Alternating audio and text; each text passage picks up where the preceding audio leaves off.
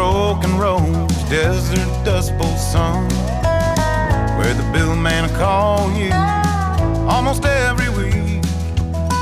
Which bills to pay today, what's left in the fridge. Guess who's back?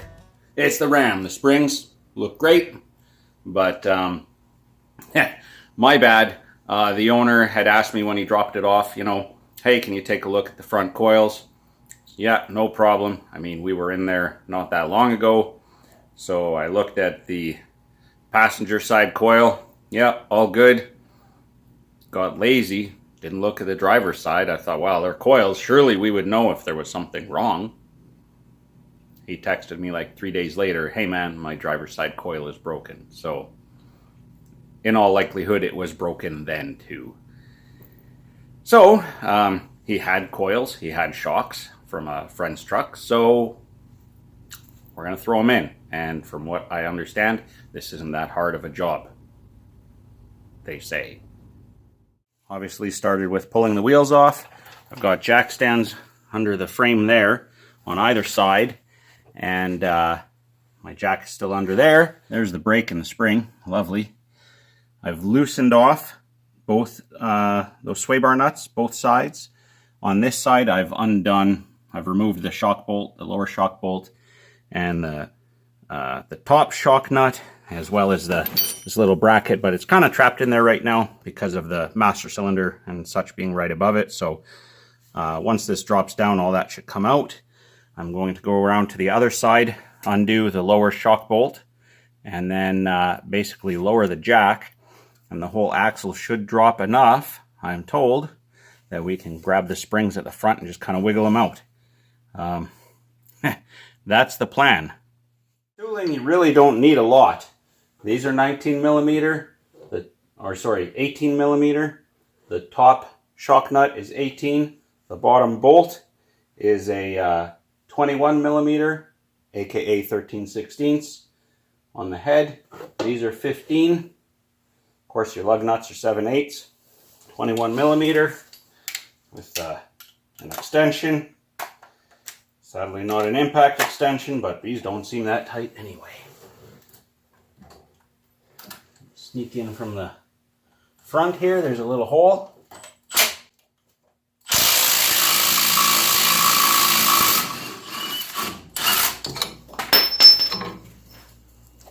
There we go. Okay, survey says we should be able to drop this now. Let's see what happens.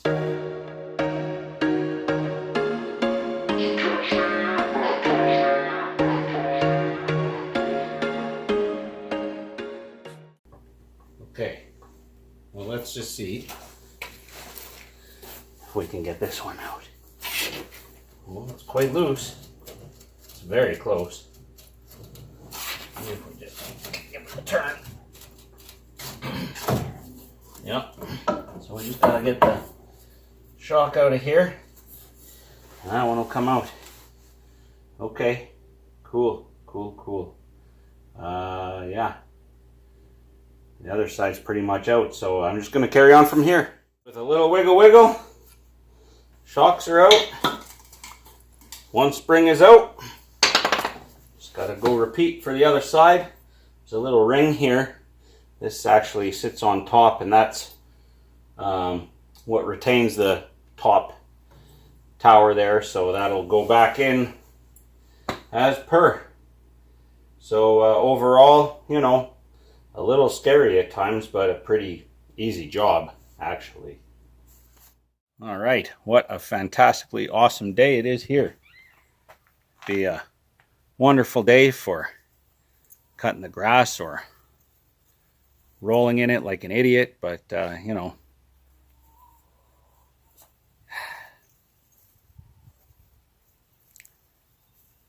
Hey, you happy? Yeah, I thought so. Anyway, the Ram's still here, and Top Tech and I had a nice little adventure.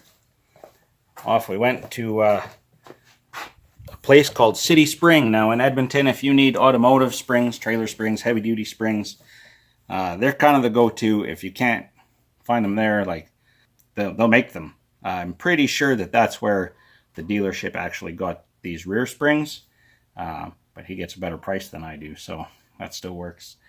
I went there directly this time, so stopped in at Canadian Tire because the shocks that we have here are also wrong. If you caught the live stream last night, got the wrong springs. This apparently after 13 they changed the front springs and shocks, so we didn't know. We thought they were the same, and they're different. So that was a bit of an emergency. So we've got just some Monroe Magnum shock absorbers. So those are going to go in, and actually it'll be a little easier to put them in than to put in like the used ones that we had. And I'm going to set you down. This box is heavy. Factory springs are just not really available. Dodge can get them, but they're like 2 weeks away, and they're really expensive. They're about 400 bucks Canadian a piece, almost. So for around half the price, we got these.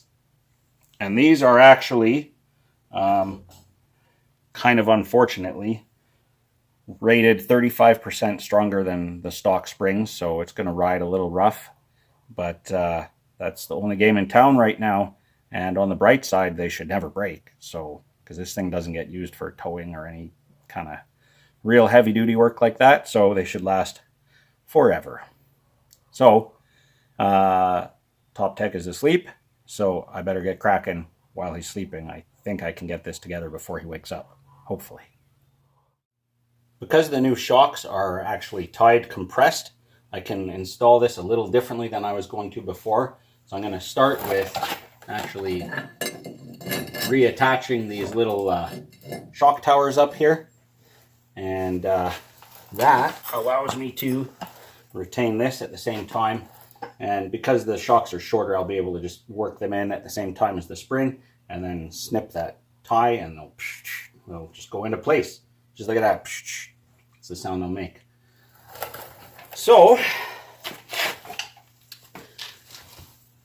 you know me, I like torque specs. Normally I'd look these up, but these are, oh yeah, there we are, 10 millimeter, 10.9. So we're going to go about 40 pound-feet on them. That's more than adequate to hold this in place.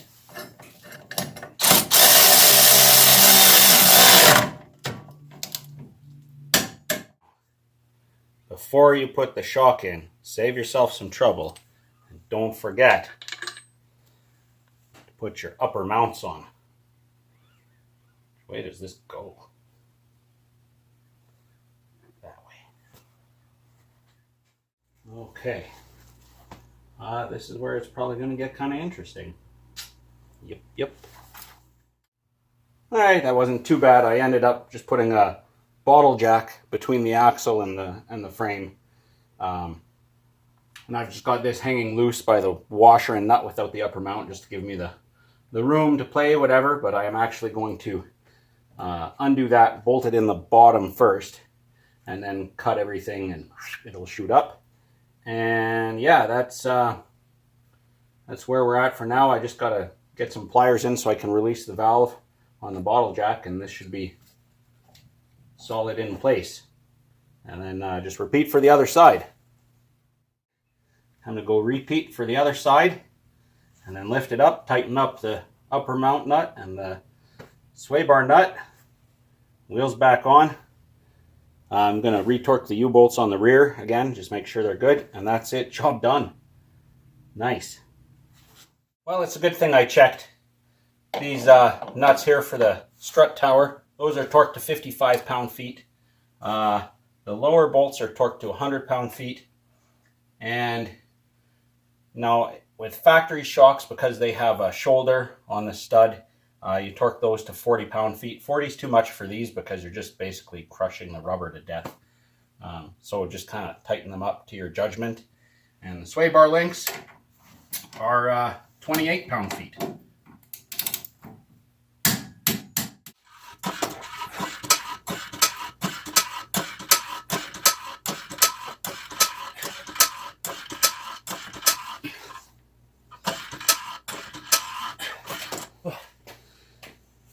We'll leave the stands there till the wheels are on. There we go.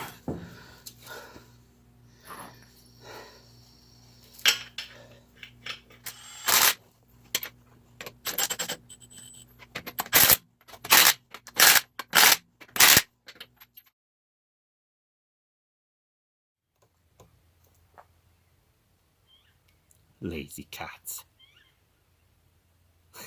Okay, well, I've torqued the front wheels, retorqued the rear to 140.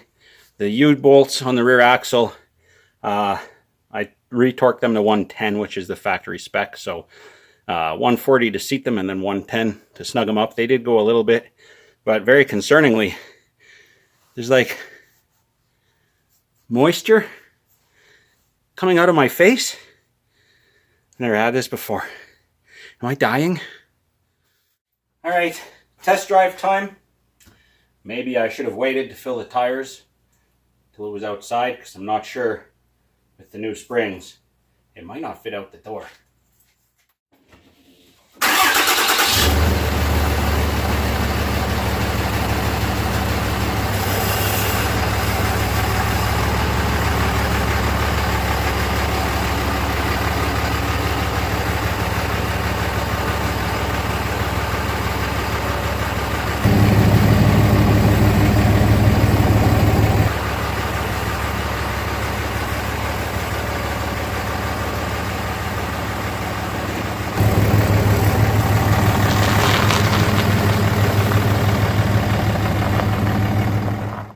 Well, I don't know. I mean, this is a pretty good road actually, so it doesn't feel so bad.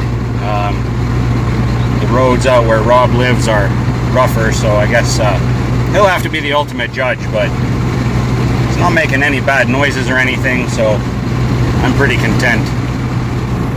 That's it. The beast is done. It definitely sits higher now. It's ridiculous. Easier than the... Hey, Lawson, what are you doing? Don't even. Don't. He wants to jump up. Definitely easier to do than the rear leafs. Not empirically easy, but it wasn't too bad.